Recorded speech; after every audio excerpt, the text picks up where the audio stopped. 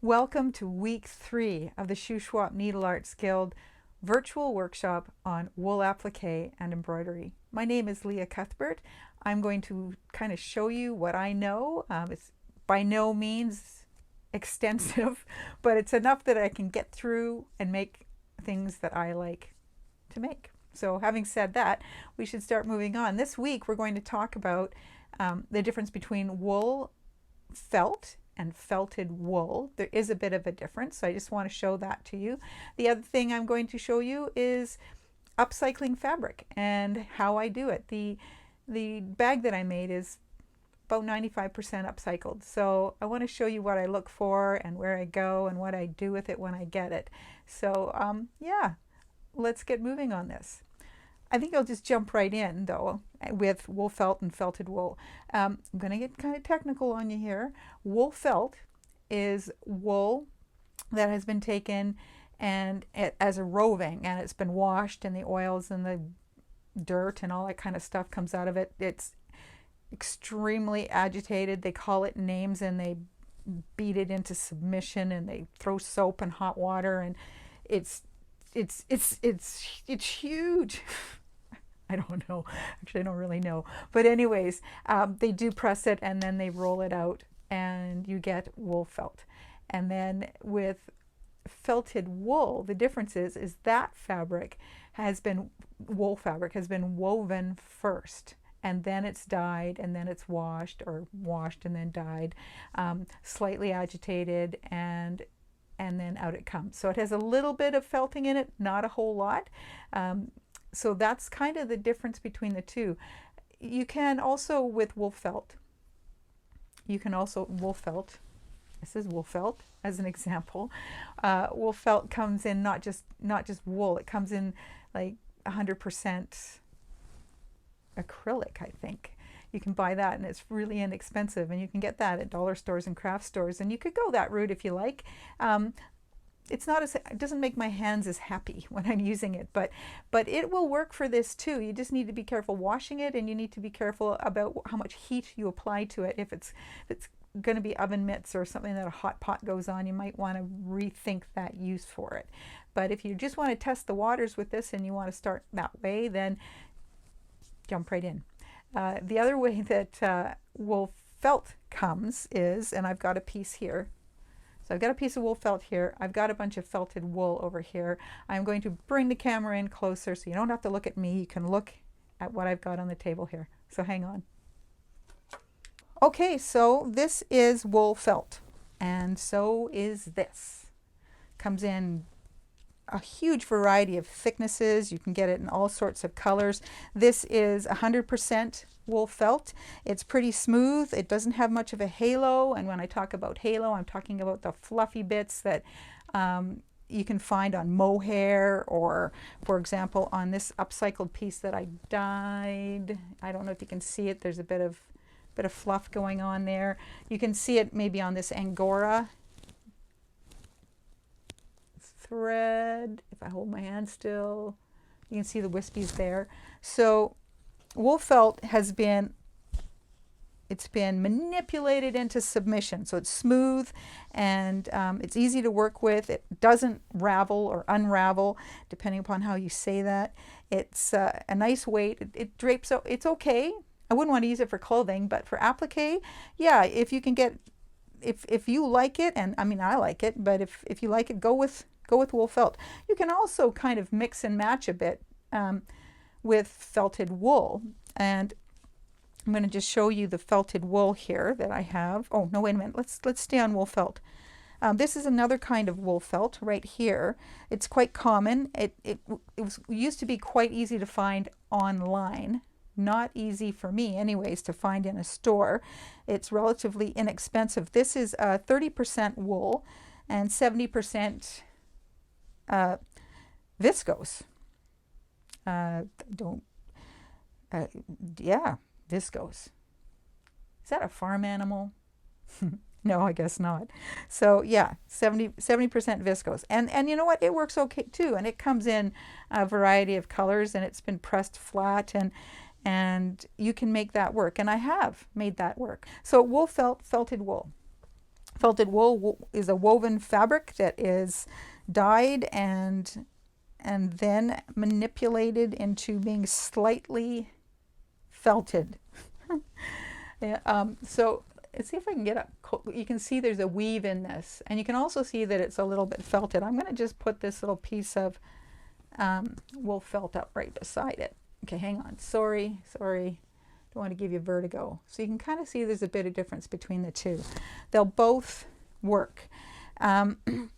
Wool or felted wool and wool felt come in a variety of forms, and what I mean by that is you can sometimes buy single pieces. Sometimes they come in a bundle of pieces. This is a single that I bought. I just kind of liked it. I'm not sure what I was going to do with it. Still not too sure. I just kind of liked it. The other way it comes is you can buy it in packages like this, already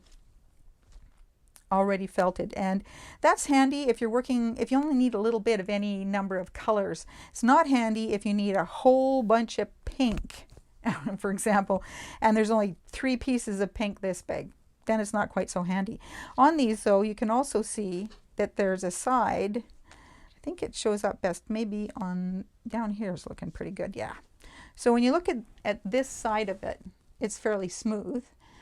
When you look at this side of it, you can totally see that it's like a woven twill, and even felting this didn't remove the twill. The other thing that you can see is the selvage edge. So not all of the pieces have this, but it's something to think about, so that when you see that you get, I don't know, 50 pieces this size, it seems like a good deal. And you know what? For the most part it is. Just be aware that you're going to get pieces like that, pieces with selvage, and decide which side you want up. Try to stick with, if you're going to go twill, then do all your pieces in that direction. If you prefer this, do all your pieces this way. I would suggest, especially when you're starting. It depends upon the texture that you're trying to display. The other thing that happens with these bundles is sometimes you end up with just 100%. They've felted it right down. Now this is also a twill, but it's been felted so flat that it's almost like this stuff. It's much thinner though. So what am I saying? I'm saying it's available in all sorts of formats, and it's a personal choice about what you want to do with it when you get it, and how you want to applique with it or sew with it. The other thing that I'll show you is in terms of halo, and this piece that I dyed, and it's all fluffed up. This is what I do to it. I iron it into submission. Like I just take a hot steamy iron, and then I will steam it, and you know what, this is set to low, so it's not really working. But yeah, I just a lot of weight and iron it down, flatten it out, and then I'm off to the races. And then that gets rid of the bits of halo that I don't like to have on my wool. So yeah, kind of wishy-washy, but there it is. Wool felt. This is felted wool. So is this and this. There you go. Wool felted wool. They'll both work. Pay attention to the percent of man-made fibers in it, and especially if you're using it for something that's going to be hot, and you'll be off to the races. So what I'm going to talk about next is upcycling fabric. My favorite thing to do. I love doing this. It's very addictive though. I'll be back.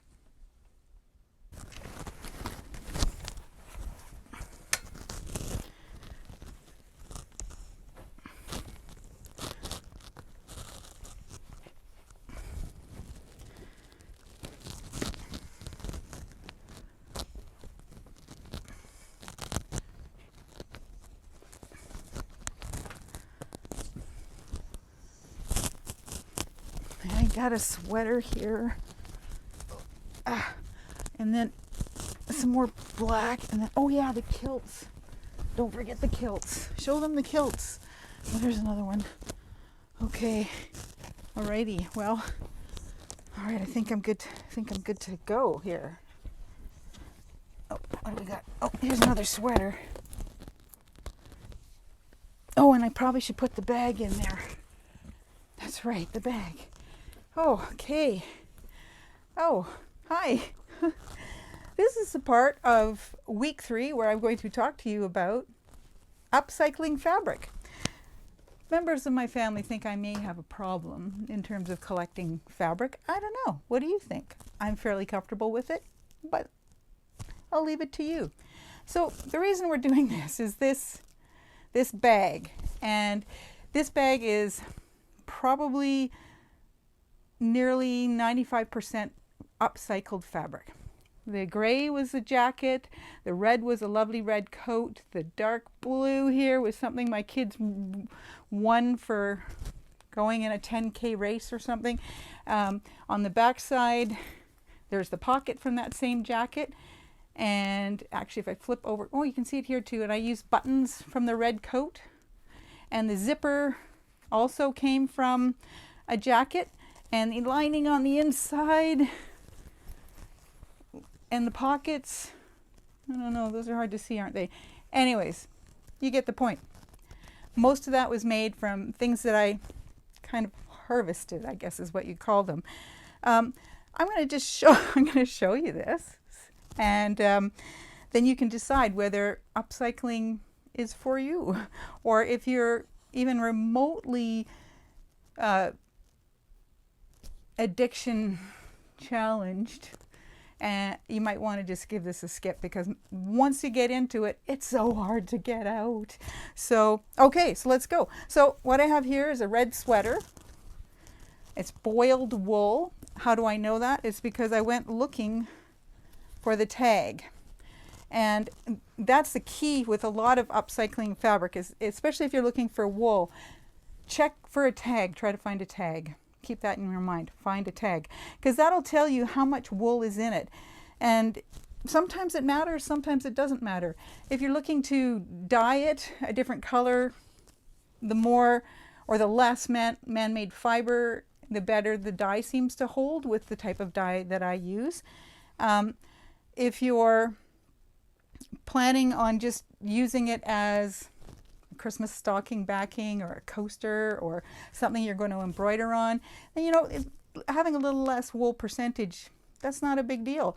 But I find the further I get away from wool, it just starts to feel different. It starts to feel kind of scratchy. And but okay, that sounds ridiculous saying that in front of this wool sweater, because I bought it thinking I'd wear it at Christmas time, and it was so itchy. It was so itchy it had to lose its arm. It's going to lose its other arm soon too. So, sweaters. I find sweaters. Here's a cautionary tale just because it's on top of my pile. Kilts.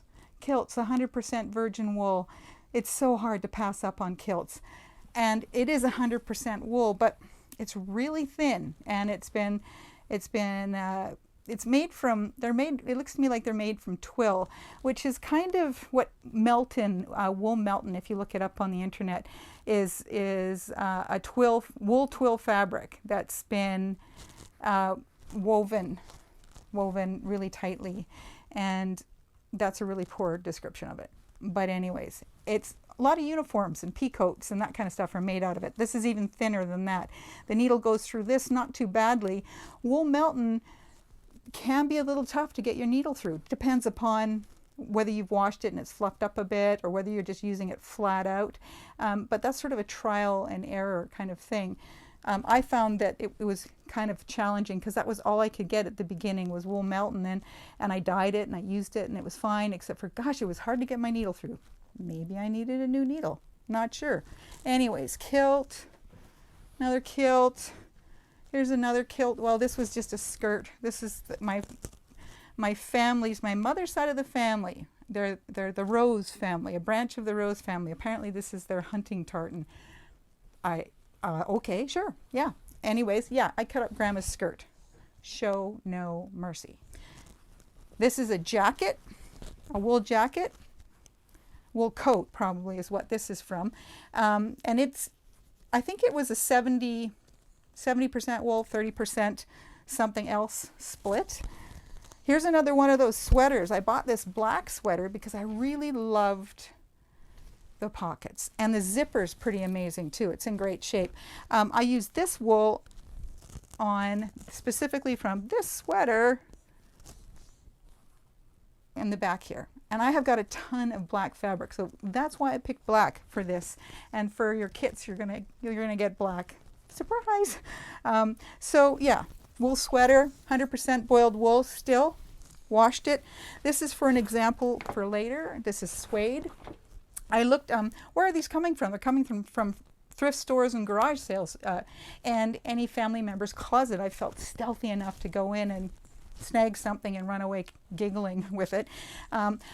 So you know, definitely in the clothing areas of thrift stores. This was from the fabric area in a thrift store.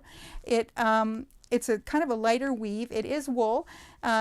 Clearly somebody was going to do something with it because it's a fair amount of yardage. I had this vague kind of idea about maybe making a tote bag out of it, or a carpet bag kind of a thing. And then I was thinking if I lined it, I could make it into kind of a blanket. Anyways, I've had it for years and I haven't, clearly it's not progressed beyond being folded, which can be fairly significant in my world. This is a piece of a men's jacket, and I'm just going to show you if I can get up closer. Can you see that?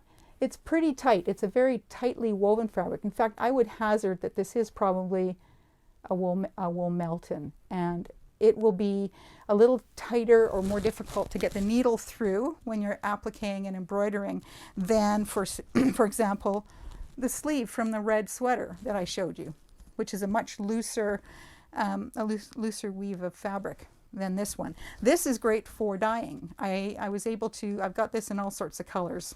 Took greens really well, and well, it just dyes really well. So that's another reason for looking for wool, animal fiber as opposed to synthetic fiber. If you've got enough animal fiber in it,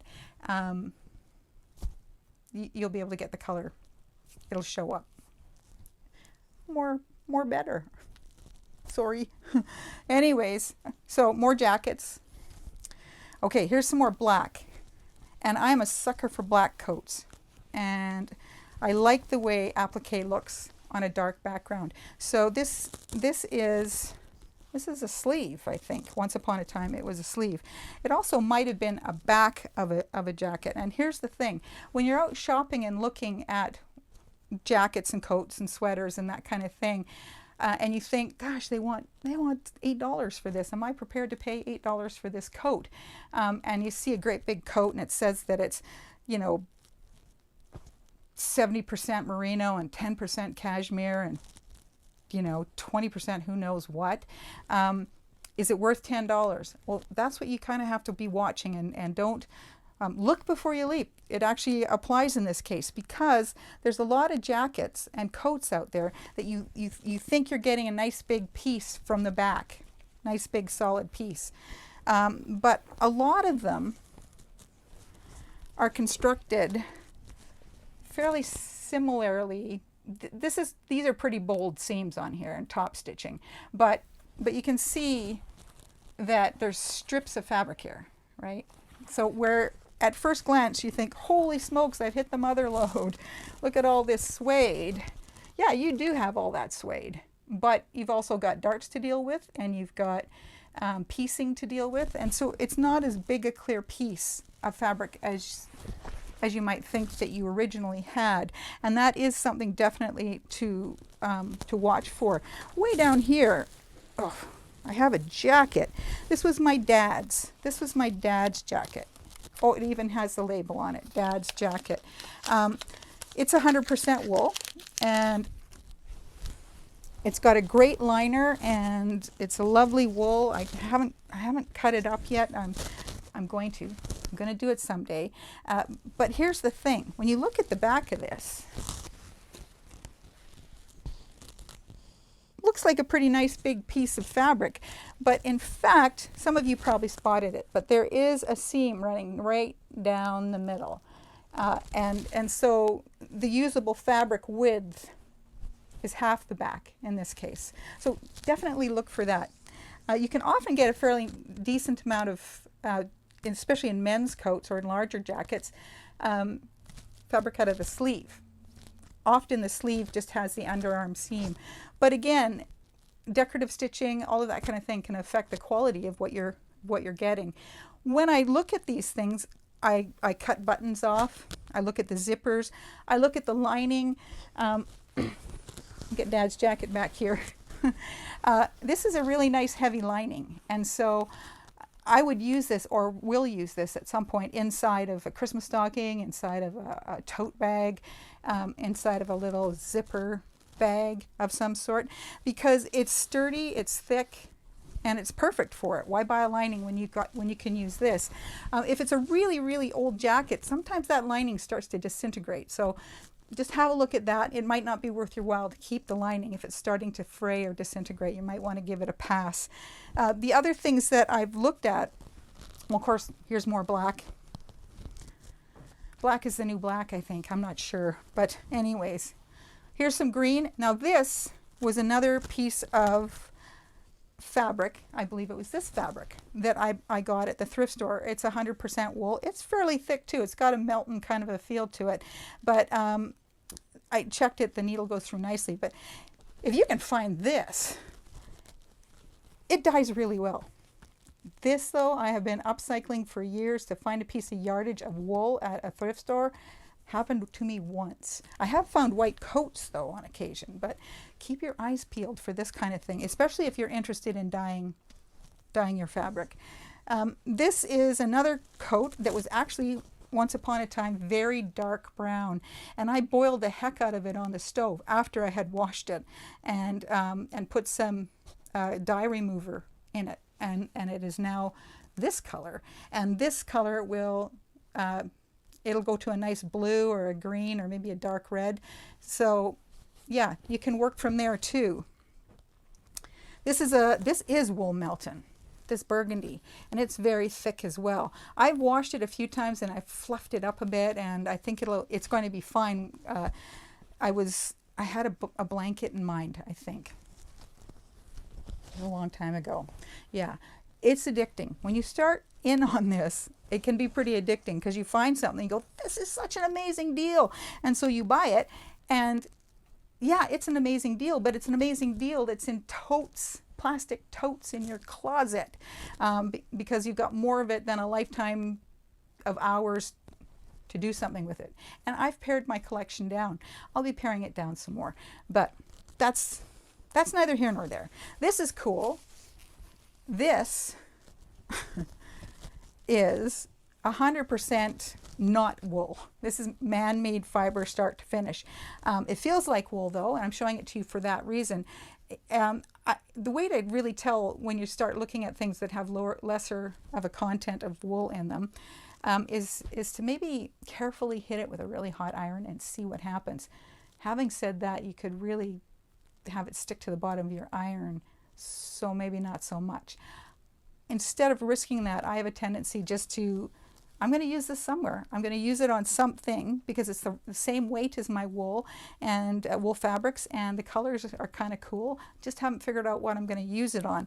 But I am going to be careful. It's not going to be used in any way, shape, or form as something that you would put a hot pot on, or even maybe use as an oven mitt kind of a thing. I'm not going to do that, just to stay on the safe side, because I don't think this can cut it. Here's more wool fabric. Got a whole bunch of this. It's like, hey, honey, look, I got a whole bunch of this for $2. How much tan wool fabric a person needs is, but it was a deal. So there you go. It was a deal. So the sweater, and then there's the Harris tweeds, and oh, there's this again. This is not wool either. This is a pant leg, and I had some kind of an idea that I was going to make a small sort of a little book bag or a book cover type of thing and embroider on top of it, and I still think I will. So upcycling doesn't mean just going after wool. I go after cottons. I've got a whole bunch of plaid cotton shirts down there. I'm not going to show them to you. And I've got anytime I can find suede, I snap that up, and when we get to putting the back on here, I like to use suede or ultra suede because it doesn't ravel and you don't need to, anyways, I'll show you later. So what do? I look for There's three things I do. Number one is I look for the amount of wool fiber or natural fiber that's actually in the garment before I buy it. The next thing I do is I buy it, I bring it home. I tend to, sometimes I take the buttons off to begin with, sometimes I don't. When I first got these things, I had in my head that I was way better off to cut them all up first and then wash them. It just makes me itchy now just thinking about it. So I maybe cut the buttons off and then they go in the wash. They go in a hot wash with high speed agitation, and I might wash them 2 or 3 times. Part of the reason for that is just to get them so that I feel better about how clean they are. And also, sometimes there's a bit of a smell, and I think it's probably the very needed disinfectant or mothball protection or whatever it is that thrift stores tend to use to help make sure there's no nasty critters in the clothing that they're selling. So for me, it takes a few washes to get to the point where I feel that smell is gone. So I get it out of the wash. So I wash it 2 or 3 times. So where am I? Percent of wool, number of times I wash it. Then I cut it into pieces and pile it and decide whether I'm going to dye with it or whether it's going to dye with it, D-Y-E, okay, or whether it is going to get used just as is. So I can't really tell you much beyond that, except that, like I said, I've got piles of the stuff and I actually have gotten rid of a ton of it. So enter upcycling gently, or at least try to. So next week we're going to, oh, that's it for this week. So next week it's part 4, and I'm going to show you how to make a pattern and how to transfer the pattern from your pattern from the paper onto the wool. And I'm going to show you how to cut out a few different template sizes and that kind of thing. So I'll see you then. Thanks for being here. Take care.